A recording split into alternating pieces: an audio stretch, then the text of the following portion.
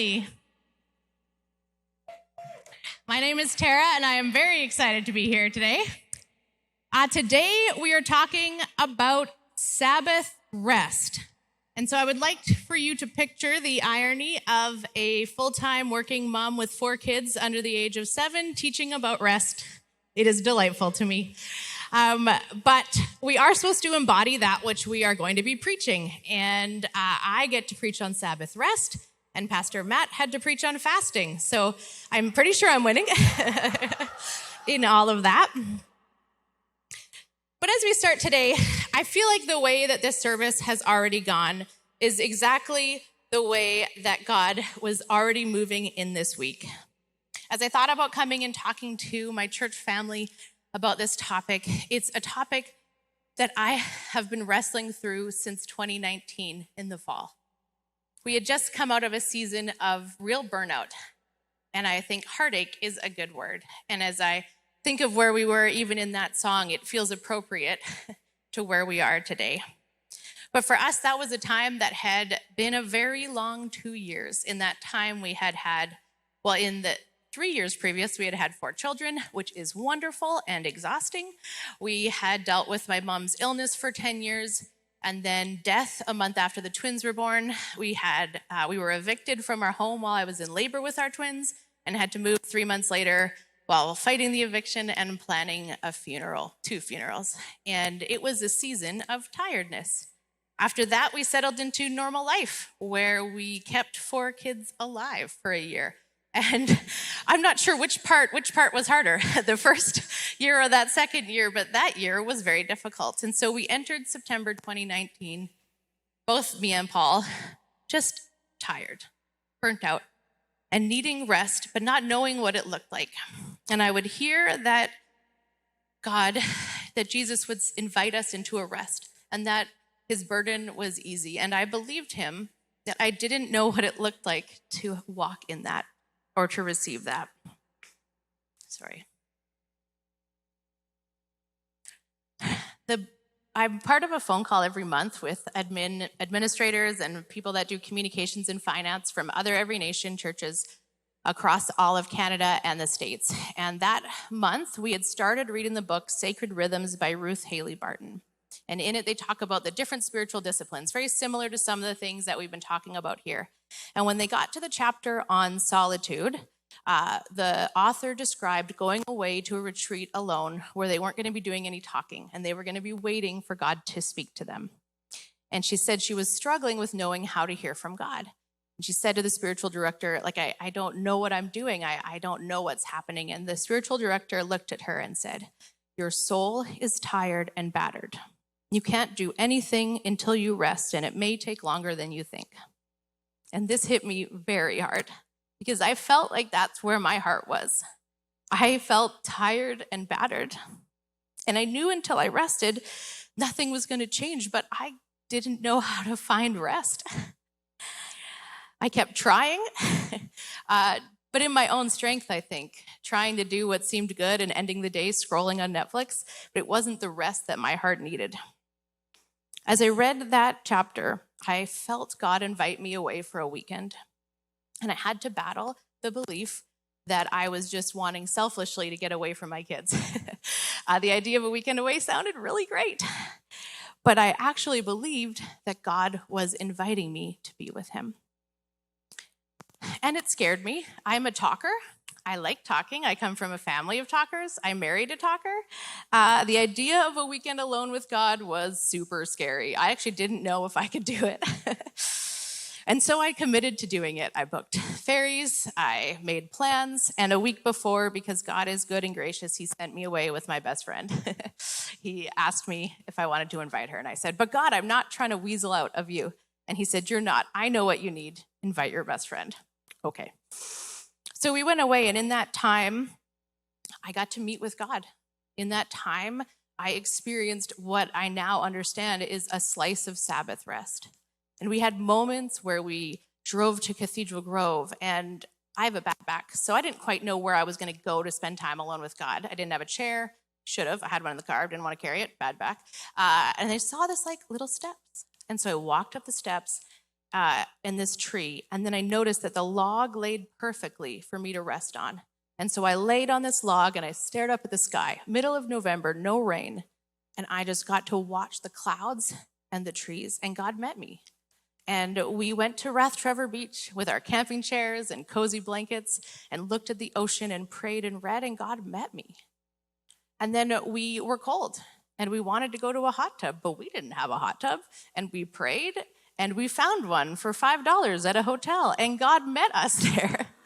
And we wanted food, and so we walked, but we wanted food with a view because that sounds good. And God provided a restaurant on the ocean, and we had mimosas and we ate brunch, and it was amazing, and God met us.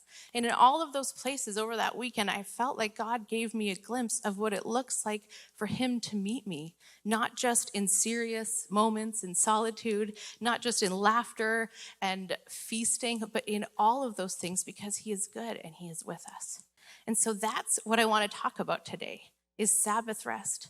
When you're broken and when you're living high and happy, in all of those places, there is a rest that God has for us. And I don't know yet what that looks like every day. And I feel like it's a thing that I've been learning to walk out these past 2 years. And sometimes I do really well at it, and other times I don't. But in all of those, it's part of the journey of growing closer to my Father and experiencing something more and more true with him. And so that's what I want to invite you into. Last week, Pastor Greg said that we don't fit Jesus into our lives, but we fit our lives into his kingdom. And I really believe that that is the invitation with Sabbath and with all the spiritual disciplines that we've been looking at. We can't fit them in to the lives that we currently live because they won't fit. Our lives are not designed right now, for the most part in this culture, to fit in Sabbath rest, to fit in prayer, to fit in solitude. We have to change what our lives looks like if we actually want to walk out lives that involve them. And I believe that Sabbath is the key to living at the pace of Jesus. So the invitation is that God gave us Sabbath to rest and to enjoy. Hebrews 4:9-11 says, "There remains then a Sabbath rest for the people of God. For anyone who enters God's rest also rests from their work, just as God did from his. Let us therefore make every effort to enter that rest, so that no one will perish by following their example of disobedience." God gave us Sabbath so that we could rest and enjoy. He did not need to rest in that story, but he chose to rest on the seventh day as a model for us. Knowing that we were made in his image, he intentionally set a rhythm of work and of rest for us to follow because he knew that we needed it. But rest wasn't his only motivation for Sabbath. He wanted to take a moment to enjoy all that he had created, the world, the animals, and us. He created, he saw that it was good, and he stopped to enjoy his creation. And this is the Sabbath invitation, to rest and to enjoy. We're made in the image of God, so that means that part of being human is an invitation to rest like God and to rest with God. So why do we struggle with that? I mean, that sounds really good. Who wouldn't want to do that? My voice even got more calm while I talked about it. It just sounds good. Why is this one of the only 10 commandments that we really, really struggle with? You don't hear a lot of sermons on why we shouldn't murder or cheat. I feel like those are pretty obvious. This feels a bit out of line with that. But the problem is that we have said yes to control. Rest is about who rules.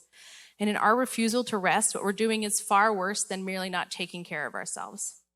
We're actually telling a different story than the one we say we believe. When we refuse to honor God as Creator and Lord, then we're refusing to lay down our own rule. And that's what Sabbath rest is about.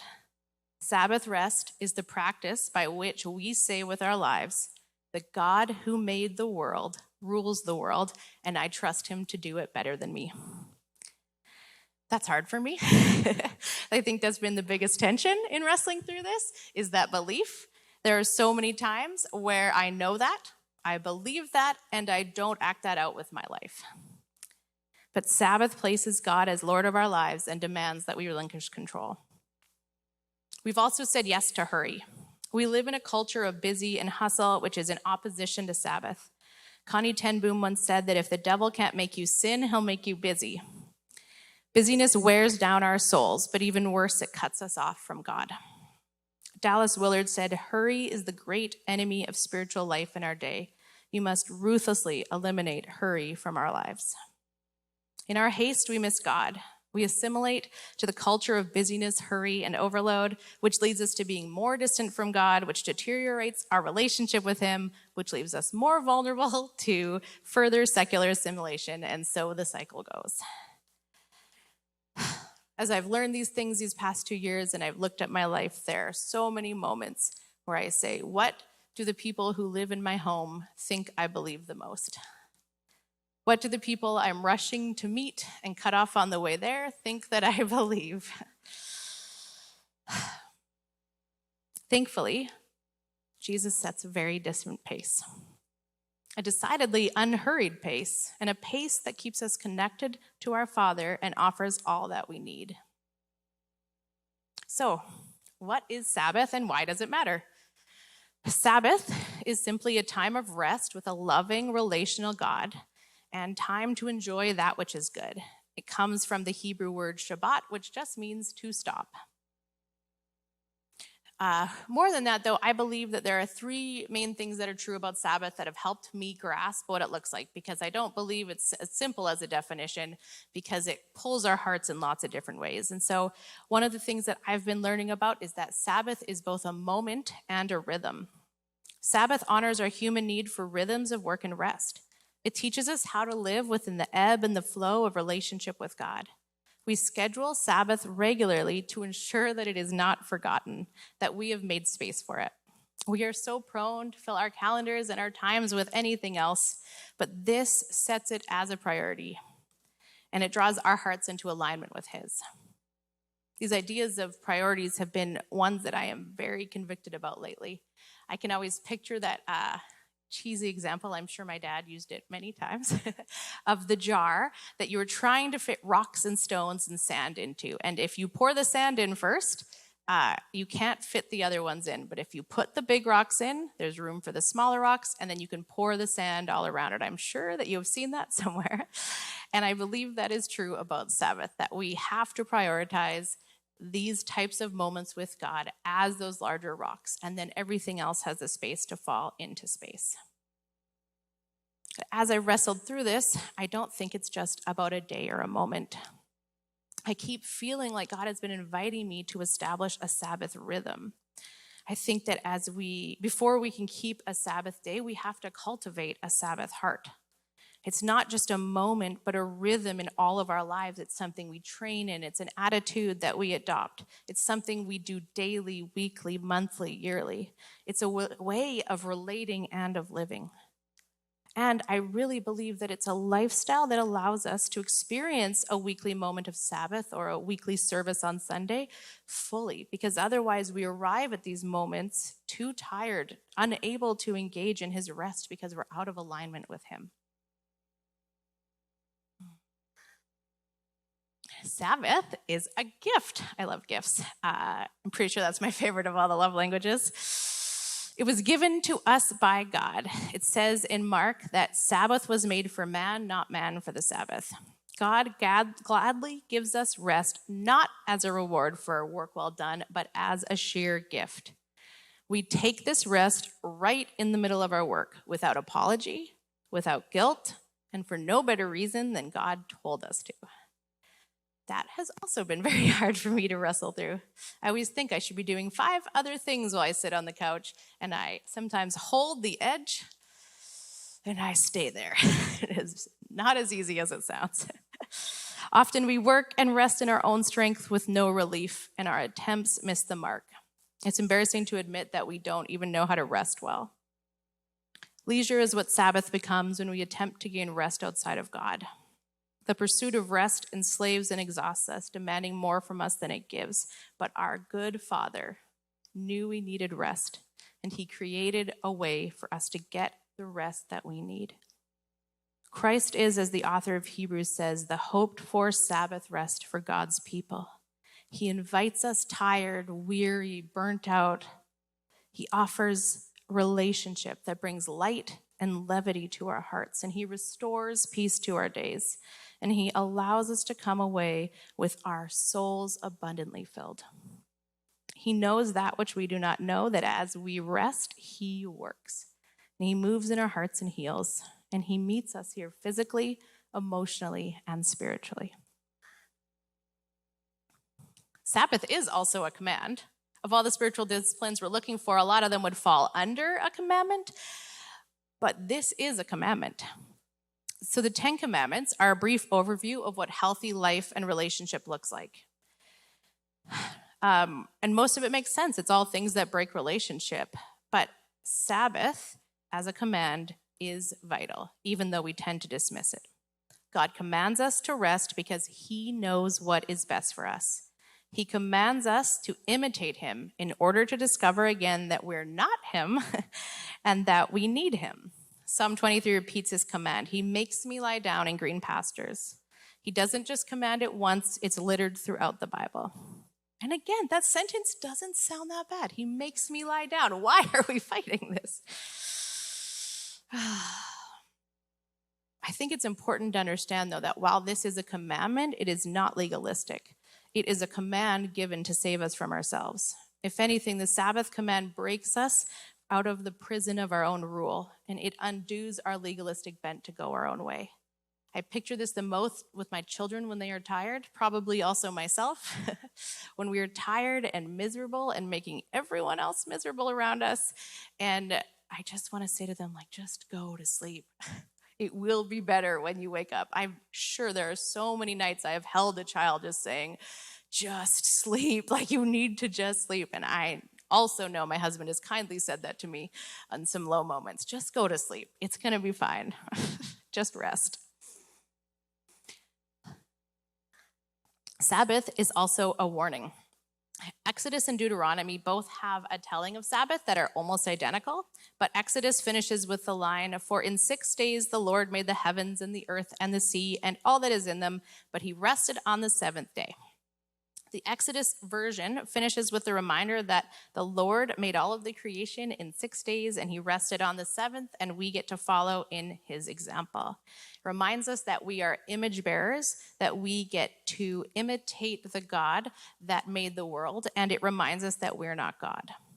We discover in this our human limitations, and that is the warning in Exodus, that our human limits need to be listened to and respected. We are not God, and we should stop trying. It won't serve us. The Deuteronomy version finishes with the line, "Remember that you were slaves in Egypt, and that the Lord your God brought you out of there with a mighty hand and an outstretched arm. Therefore the Lord your God has commanded you to observe the Sabbath day." The Israelites were once slaves, denied of any choice of rest, and they lived under the rule of a terrible taskmaster. They lived under the oppressive yoke of the daily quota. No amount was ever enough. And while we aren't slaves, I think that sounds a lot like the lives that most of us have been living. And in response to this tyranny, God destroyed the taskmasters and gave his people freedom. But he didn't just freedom, he drowned that which had enslaved them. So here is the logic of the Sabbath command. Don't revive what God has killed. And don't place yourself in a yoke that God has already removed and destroyed.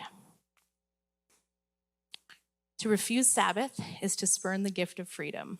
It is to resume willingly that which we cried out for God to save us from, to choose that which once oppressed us. And when I read these things in the Bible, I always go, why would you go back? Why do you want that? It's so obvious. And then I do the exact same, obviously, again and again in my own life. I go back to the things I know because they seem comfortable. I go back to control. I go back to hurry because I know that it does something effective, even if it's killing other parts of me, but I can get stuff done. I'm really good at getting stuff done. God invites me over and over again to not get stuff done and to take a day off and to not hide it, but to shout it loudly because of what it means. So for me, Sabbath rest is my refusal to go back into slavery. It's our refusal to be enslaved by the things that God has already freed us from, because in Christ we always have a way out. And therefore, Sabbath is a response. Since only God can rid us of these taskmasters, our part is to trust and to rest. Sabbath turns over all the things that are in our minds, our money, our work, our projects, all the things ahead of us, and it gives him control. It allows God to see and heal and be in every aspect of our beings, including the most vulnerable. It is letting go for one day out of 7, all of these parts of our identities and abilities in which we are constantly tempted to find our security, and discovering afresh that we are his children, that he is our Father and our shield and our defender. As we rest, he watches over us. Psalm 62, 1-2 says, "My soul finds rest in God alone. My salvation comes from him. He alone is my rock and salvation. He is my fortress. I will never be shaken." I want that to be true of my life. Sabbath gives us a way to make that be true. Sabbath is a refusal to build one's own kingdom and instead an act of faith to join Christ in building his. So I'm convinced, I don't know if you are, but once we get these ideas in our head and heart, it is sometimes tricky to know what it looks like. I can often have great ideas, but if I don't put them into practice, they fade away. I have so many books on so many subjects, but until they become something that I do, it kind of doesn't mean anything. So as with any of these types of things, we want to have practices that embody and rehearse our change of mind. Good practices make real our beliefs. It's going to look different for each of us. The things that I want to do on my Sabbath day are not the things that my husband wants to do for the most part. But that is the joy of being different people. God wants to meet you in all of them. There's a lot of reading you can do on what it looks like. I could personally recommend numerous books because I have read many, many of them in my quest to figure this out. And Christian tradition has 10 best practices for Sabbath. But for me, a simple overview that I think helps us as we move forward is that we need to establish regular Sabbath rhythms. That was hard to say. One sec. We need to establish regular Sabbath rhythms that center around the choice to stop working and engage in rest, worship, and delight. And Mark Buchanan in the Rest of God says, "We cease doing that which is necessary and we embrace that which gives joy." Or life. Marie Kondo got in my brain there. We cease doing that which is necessary and embrace that which gives life. My husband always laughs. He's always like, "Oh, does it spark joy?" I'm like, you know what, though? A lot of people have resonated with that. And so I feel like this quest is a little bit of that. Does it spark joy? Does it bring you life? So when it comes to actually doing this, there's only 2 things we have to do. We stop and we rest, and then we worship and we delight. So resting our bodies begins with stopping, and it sometimes feels like this is obvious. I shouldn't really have to tell you that part of stopping or part of resting is stopping, but I need to be told that. What this means is we don't stop when we're done. We stop when it's time. And I don't know if you've seen a child who wants just 5 more minutes building their Lego blocks. That's how I feel every day at work. Just 5 more minutes and then I'll do it. 5 more minutes. It's never 5 minutes, and I'm never done. So Sabbath forces us to say enough, and we stop our striving. We get to do things that we find restorative. We nap. We read on couches. We walk in nature. I don't like walking. Paul walks in nature. We sit in nature. I really like that. We ride bikes. We take massages. There was a long period of time where I was working 2.5 jobs and I couldn't figure out how to fit this in better. So every second Thursday, I scheduled a massage. It was a break and I knew it had to happen. I couldn't cancel it. I would get charged money. I don't like that. Massages, lighting candles, listening to beautiful moments, a bubble bath, things that bring rest to your body, your heart, and your spirit.